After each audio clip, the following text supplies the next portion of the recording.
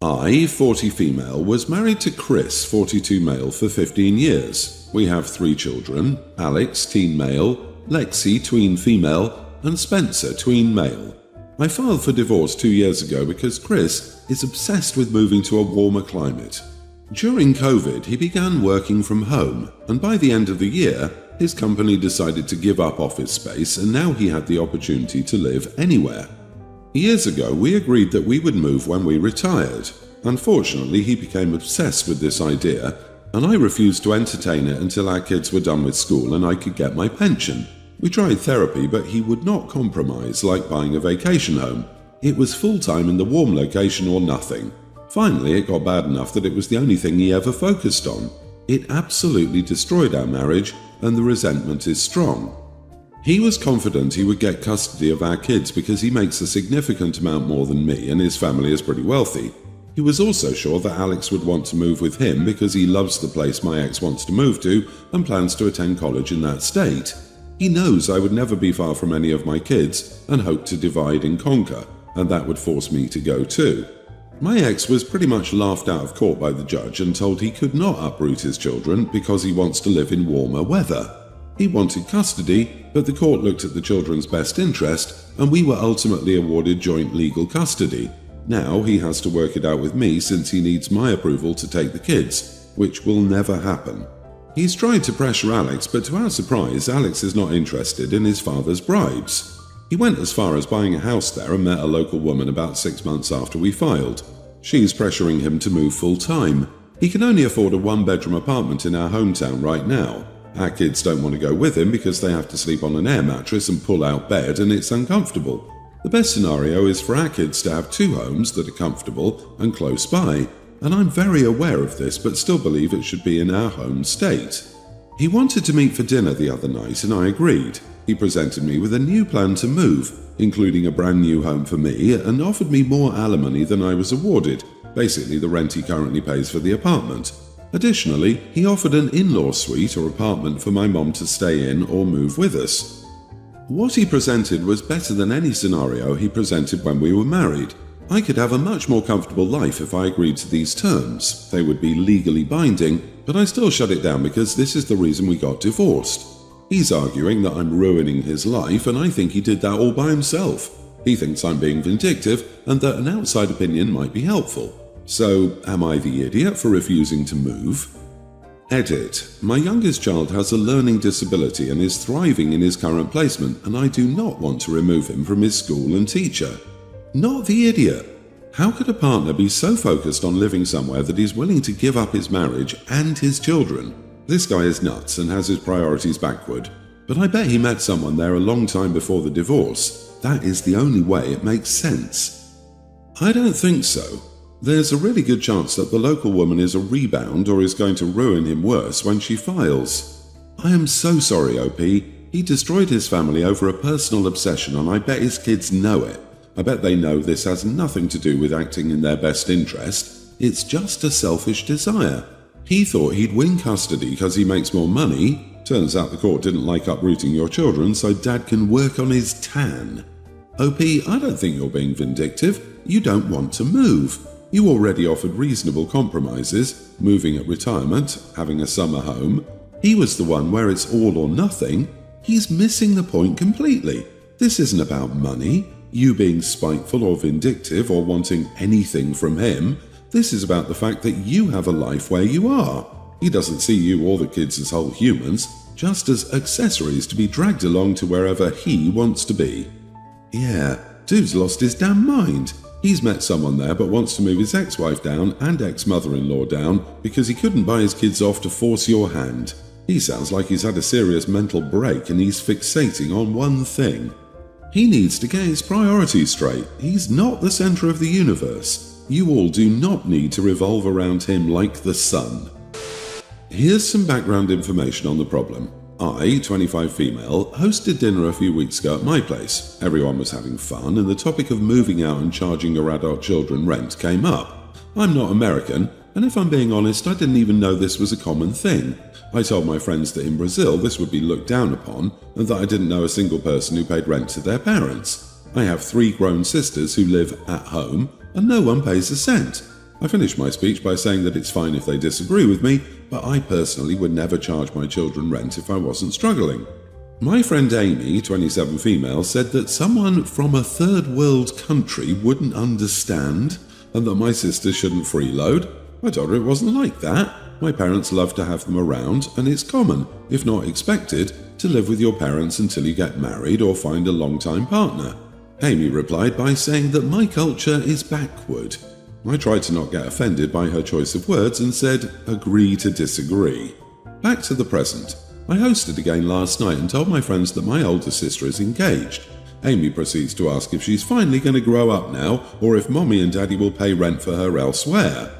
I was sick of her little comments, not the only thing she said these past weeks, and said that no, my sister is buying her own condo with my brother-in-law and that maybe she could do the same soon if her parents didn't charge her $1,000 plus utilities every month.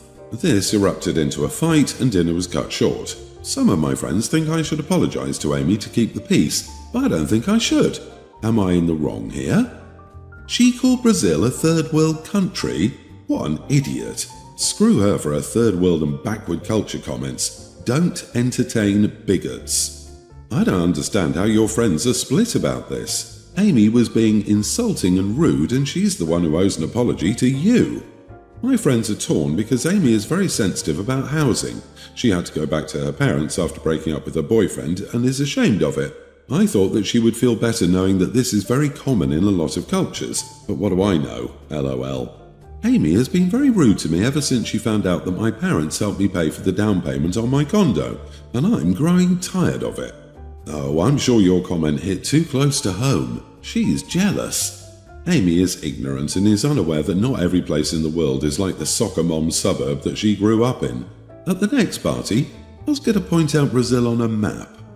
Agree, calling OP's culture a third world necessity to survive while implying they're spoiled for getting help on their first home and that the sister is a child pretty much gave it away. If she really did mean it, it must be utterly humiliating knowing that your friend from a poor third world country with family living at home still got more financial support to start their adulthood than you did. Screw her. I, 34 female, live in the US. I'm a professional makeup artist and I work for a small company that provides makeup for people for things like weddings, proms, photo shoots, etc. Basically, I do their makeup for them. I've had this job for the past 10 years. First of all, let me clarify that this has nothing to do with skin tone. This was over skin texture and condition.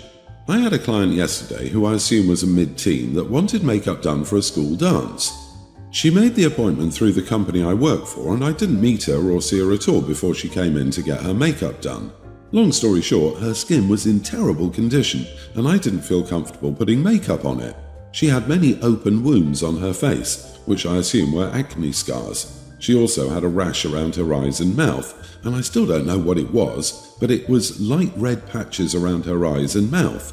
I was genuinely worried she might have a skin condition or something that's contagious. Yes, my company sanitizes everything and I know if it's done properly nothing should spread, but to be honest, it still weirded me out to put makeup brushes over her wounds and what I think was a rash, then later use those same brushes on other clients. It just didn't sit well with me. I also don't think makeup on her skin would be good for her in general. Foundation going into open wounds isn't necessarily recommended and might have made her skin even worse. I tried to be very nice to the girl and explain that I couldn't do her makeup because of the risk of infection.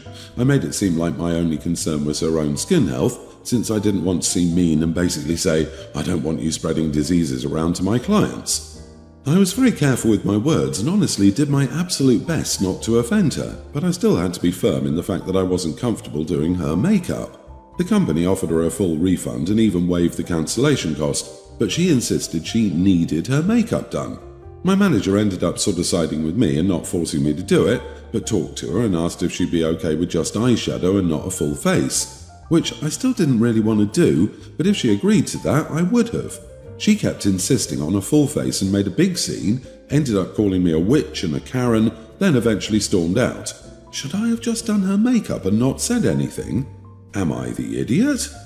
Not the idiot. She needs a dermatologist, not a makeup artist. You're likely not the first to turn her down. Professionals aren't about just money. You were keeping your other client's health in mind as well as caring about what would happen to her with the foundation in open wounds. Any true professional would let her down easily and then show her the door. That is a safety and health issue. I don't think it's ethical to do it anyway when you have clear concerns. The chemicals in the makeup could also cause them to become infected and cause more problems for the poor girl. You were doing the right thing by protecting your other clients. I feel sympathy for her, but on the other hand, it's pretty selfish of her not to understand that her skin issue could spread illnesses to other people. You are the idiot for being motivated by fear of it being contagious. As someone with eczema, a skin condition that isn't contagious, I live my life with people like you who just look down at me when I talk to them. Having skin conditions is already very painful because as soon as everyone sees you, they're unattracted. That poor kid.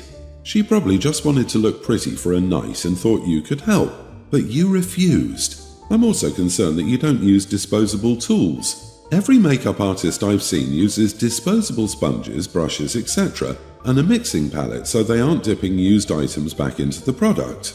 Agree, I've never heard of anyone refusing to do makeup because they had acne. You totally shamed a teenager, probably damaging her self-esteem.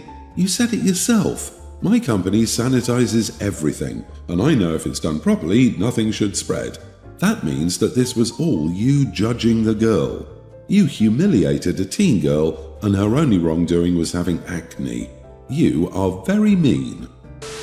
My ex-husband, who I'll call by a fake name Tony, and I broke up 2 years ago after 26 years of marriage. We have 4 children together. Due to the stupidity of the time and social pressure, I added my husband's last name to my name. So all my documents like identification, driver's license, passport, all credit cards, and voter registration card have his last name at the end. We ended amicably even more due to the circumstances. He's gay and we divorced. Honestly, it would suck to have to change everything, go to government agencies, pay for everything new and go to the bank to change everything. So I didn't want to take out his last name, but I introduced myself by my maiden name. Only in the documents is it this name. Tony is currently engaged to a guy and they'll get married next year. The situation that happened was, our son and his family decided to travel and invited me.